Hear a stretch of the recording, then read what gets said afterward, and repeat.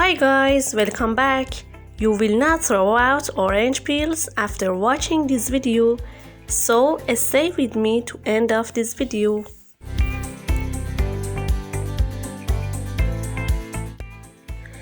Would you know orange is source of micronutrients and macronutrients? It is rich of calcium, magnesium, phosphorus, potassium, sulfur, and nitrogen. I'm gonna introduce 3 ways to use orange peels for indoor plants as fertilizer. For 1 and 2 ways, it is needed to cut all of orange peels like this.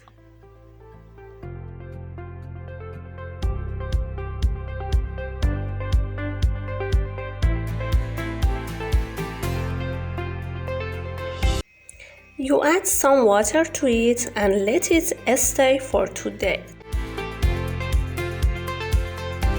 For 3 ways, you have to. Orange peels must be completely crushed.